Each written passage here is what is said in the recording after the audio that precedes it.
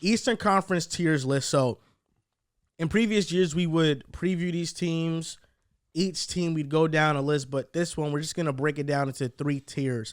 The contenders, the playoff / play-in teams, and then the clear lottery teams. So, Dehls, you can kick this off with your contenders and your playoff and play-in teams and your lottery teams. I think we all have the same contenders: Boston Celtics, Milwaukee Bucks.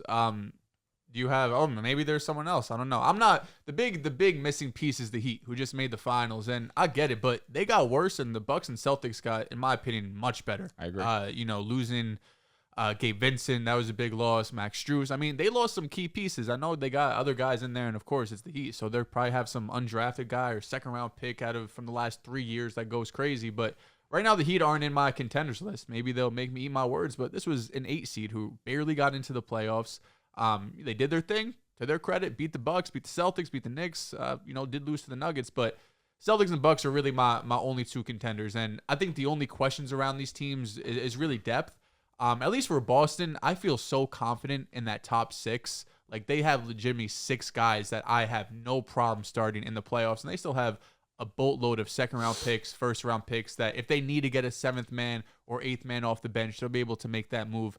The Bucks don't have that same depth. Like, of course, you have Brook and Middleton to go along with the big 2 they got there. But outside of that, Pat Connaughton, Malik Beasley they picked up. I'm not as excited for them as I am with, like, the Celtics. It's Derek White and Porzingis and Al Horford, who we know in the playoffs. I guess Porzingis maybe not as much, but those other guys, we have no problem starting.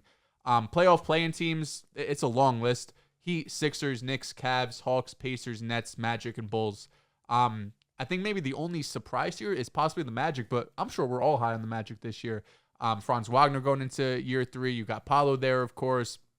Picked up Anthony Black. Very excited for this Magic team. And even I have a couple lottery teams here, like the Raptors and Hornets, who I still have faith they can make a play-in. It's really just the Wizards and Pistons I'm looking at. Like, I'd be shocked if they're able to make a play-in. But those 2 other teams, the Raptors and Hornets, just 2 seasons ago, the Hornets were right in it. And now LaMelo's going to be healthy. They're getting Bridges back. Of course, they drafted Brandon Miller 2nd overall. So the talent is there. This is a team that showed us they could be in the play-in situation. Mark Williams is another one, second half of the year last year, that really broke out into the scene. They have a real presence on the interior defensively.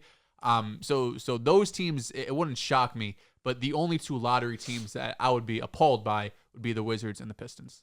Looking at the Celtics and Bucks, those are the only 2 contenders, in my opinion, in the Eastern Conference.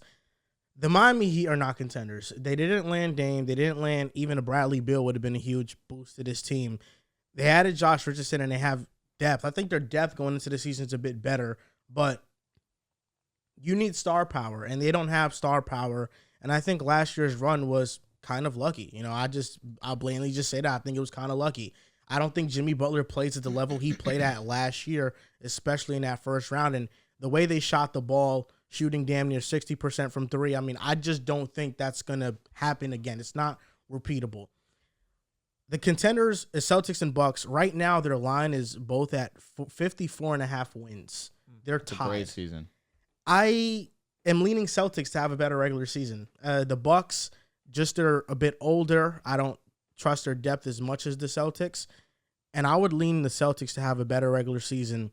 With the playoff and play-in teams, I think there are a lot. It's really jumbled up. If I were to condense it and just give you guys like the teams that I think will make the playoffs, you have to put the Heat in there. I think the Sixers have to be in there. Agreed. The Sixers are the only team amongst these 4 that I think are on the line of contender and pretender, just because I think if they do get a reinvigorated James Harden, he played at a close to all-NBA level last year.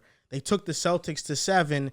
They can be contenders. They add Patrick Beverley to the team. They add Kelly Oubre. This team has much more depth than last year's team. But I don't know what's happening with James Harden, so I can't put them into the contender tier. The Knicks have to be a team that have to be in this playoff mix just because Jalen Brunson proved that he's one of the best point guards in the league. We still have Julius Randle. RJ should just stay steady, and I think Quentin Grimes can take a leap this year. What are you laughing at that? Julius Randle. Yeah, okay, that was the That's one. an all-NBA player. Yeah, that was just the one I couldn't hold my tongue for. Everything else was sound, for sure. The Cavaliers, this would surprise me the most. So out of the win totals for these East teams, this is how it goes. The Celtics and Bucks are at 54.5. Then comes the Cavs at 50.5 wins. That's third. Number 4 is the Sixers at 48.5, and then the Heat and Knicks are both tied at 45.5. So Vegas is projecting the Cavaliers to have the third best regular season. Makes sense. Which Cavs makes won some 51 sense. games last No, year. they won a lot of games last year. They added shooting to the team. The Cavaliers with me, it's just really the playoffs. I don't know the growth that we're going to get from Evan Mobley on the offensive side of the ball. I think he still has ways to go defensively just in terms of guarding more positions, becoming more like a Bam Adebayo on defense. I don't think he's as good as Bam Adebayo. So when I look at these teams, it's really the playoff locks to me are Celtics, Bucks, Heat, Sixers, Knicks, Cavaliers. But I really love the Pacers. I do. I think the Pacers are the best value bet here. They're at 38.5 win total. They're below the Hawks. They're just a win over the Magic and the Nets and the Bulls. As long as Tyrese Halliburton is healthy, I think Benedict Mathurin gets better. They added Bruce Brown. I think the Pacers here are the team that's going to surprise everybody in the Eastern Conference, and I think they will get a top 6 seed. I don't know whose spot they take out, but I'm very confident in the Pacers coming into the season. And the clear lottery teams to me, the Hornets, Pistons, and Wizards. The Hornets have talent. They added Miles Bridges back to the team. He's a player that he's going to give you 20 and 8. LaMelo Ball, if he's healthy, is going for 24 and 10. I like Brandon Miller. I still think he's a good player despite the summer league struggles. They have a solid team, and Steve Clifford makes their guys play defense. But I'm just not sold on the Hornets like that. I just think they're an immature team. Even with Steve Clifford being there, immature team, back-to-back play-ins. This past year they weren't playing not without you know LaMelo. what I mean. Yeah. With LaMelo's banged rookie up a lot season last year. and LaMelo's sophomore season, with a very young, immature team, back-to-back play-ins. They look terrible in that play-in, but they did make it. I can see it. It's just with me, I don't think the Hornets are a better team than the Bulls. I don't think they're a better team than the Raptors. The Raptors in them, it's even, but there's just a lot of teams in the East that are just mediocre. Like they're nothing special, agree. but they just have good all-around rosters. Like even a team like the Nets. The Nets in the West would be a lottery team. I wouldn't even think twice about them, but in the East, they can make the play-in. Yeah. Like they have good players. So for me, the Magic I also have in the play-in just because I think we're going to get leaps from Paolo and Franz Wagner. The only clear lottery teams are the Hornets, Pistons, Wizards, and then the playoff and play-in teams. I have about 10 of these teams in a playoff and play-in mix. I'll go through my list. Actually, Riv, I feel like I'm surprised that you're going to talk last. Do you want to go or do you want me to go? I have a question. Okay. Because you guys talk first, so I have a question. Why didn't you like my seat, by the way? Huh? Why didn't you like my seat? It just doesn't feel right for me. You also have the most expensive chair in the room. Do I really? You do. Yours goes back, right? Yeah. Yeah, that's tough. That's tough. Yeah, it's amazing. I need that. Yeah, I'm sorry, bro. Your seat just don't got no cushion. You know what I'm saying? It ain't real. It Your ain't chair, real. your chair's amazing. Yeah, it is. Thank You're you. a little bony. I am a little bit. I got some ass. You do got a little bit of poke to you.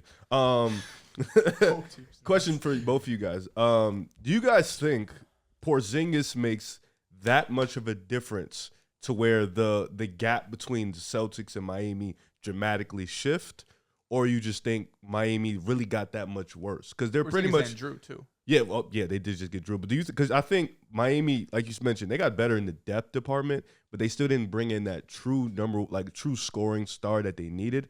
But I don't know if it's still will we really be surprised by the end of the year if Miami knocks off another top team in the playoffs by the way these last 3 or 4 years have been? They haven't had star power in the bubble outside of the finals. They went to the finals. They had star. Jimmy played great when they went to the ECF. They played you guys the first time. They lost to the Bucks. And then last year, Jimmy went on a nuclear run. But I don't know if we can continue to keep counting out Miami just because they don't have the talent. Because at any moment we've seen in the East, they can knock off a team, go on a hot stretch, and beat another top contender.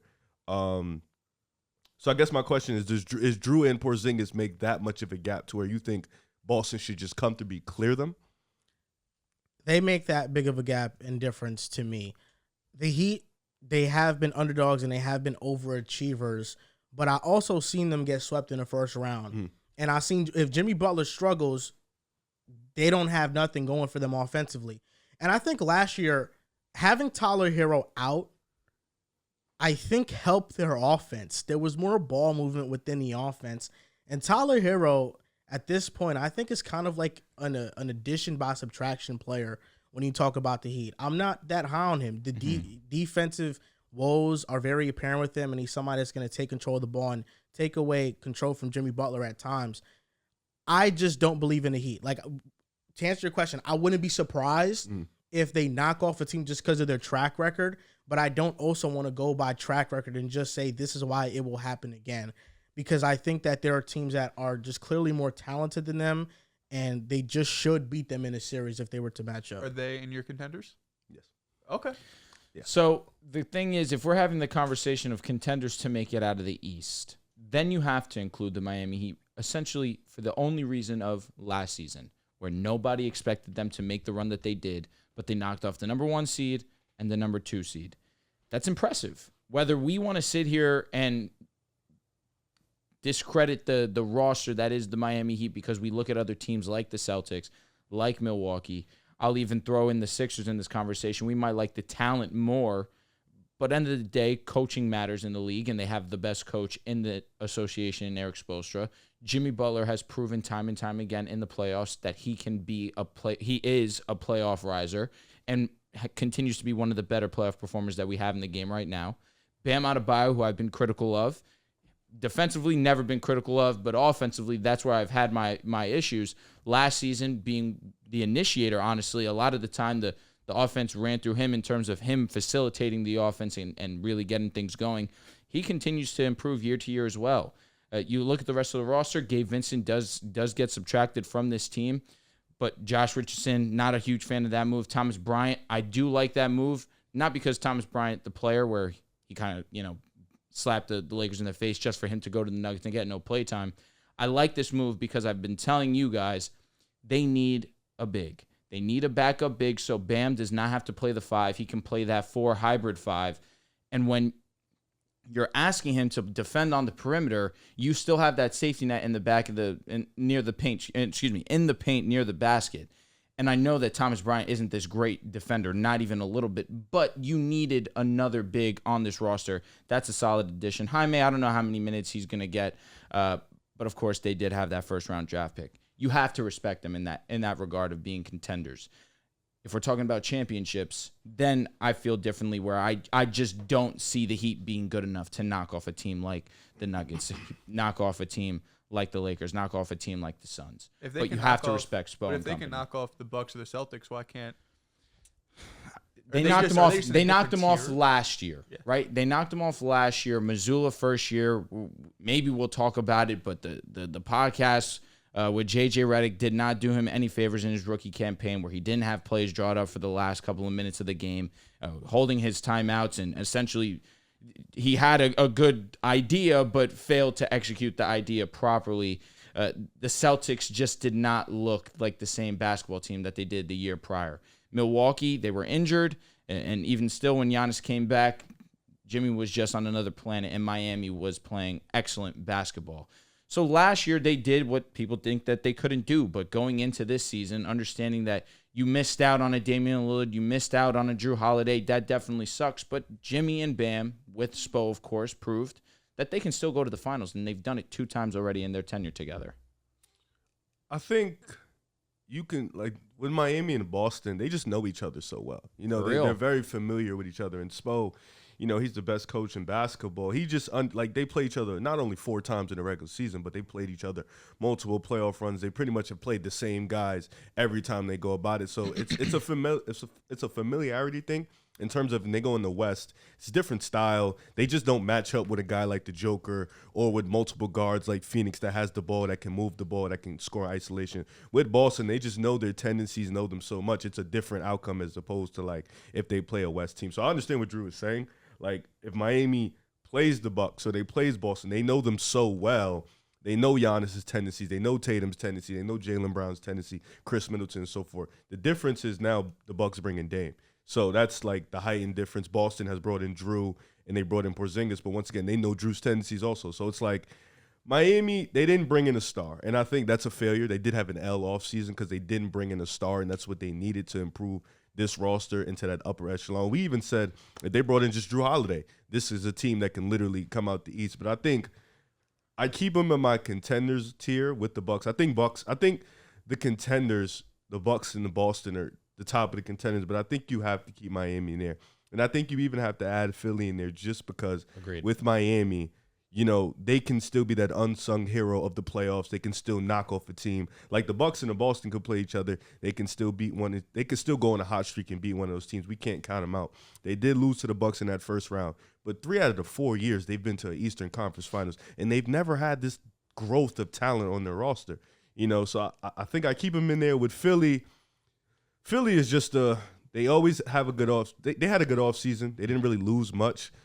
Once again, if Harden's locked in, I'm sure this team is a team that can be a contender. He was at camp. That's a great sign. He definitely showed up to camp. They said he didn't look out of shape, but with this team, it's always they're a contender in the offseason. Then the season starts, then the playoffs start, and they're back to where they're going to be. But for right now, you got to put them in the contenders tier because they did improve their roster. Listen, Joel, don't do you this. They haven't gone to the second round. They were a game away from beating you guys. They did We're lose. saved We by were a a game away from 3-minute beating the Heat. masterclass from Jason Tatum. We were a game away from Do you beating think the this Heat. roster is a contending team? The Sixers? Yeah. Not really. No. No. On paper, no. No.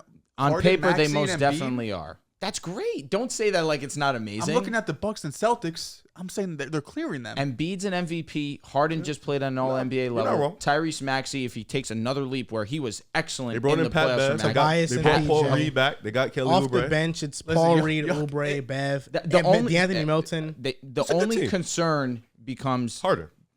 of course, Harden, Embiid. but big depth. They don't have any big after. Paul Reed is good, man. I like Paul Reed. 6'9", undersized. Paul Still, Reed's not bad. That's of course. Bam Damn, it's Adebayo's type. 6'8". But that's different. Bam Adebayo is Bam just, won a one- he's a he won a one, unicorn. though. I know, but I'm just saying, Paul Reed he's a good backup center. They don't have He's good anybody. And like they brought in Mo Bamba, but you can't count on Mo Bamba He's not at gonna all. play. No. Well, he might because they do need help at big. But if Paul Reed's the answer, then Paul Reed's the answer. But you have to respect the Sixers. I understand it, right? You've owned them. The maybe- Boston maybe I'm just Celtics biased, have like, owned they've the never- Ain't nothing wrong Philadelphia with it. 76ers. Ain't nothing wrong for with sure, it. I'll be honest. For sure. Philly has It's like Philly literally. they didn't get worse. I mean, they got marginally better. Bringing in Pat Bev, you know, obviously moving on from Doc Rivers. Like, if you want to go that route, that you maybe go. is something I could get behind. But the roster itself, it's like around the edges. Yeah, they've gotten marginally better, but they didn't go out and make this big move that are just gonna like.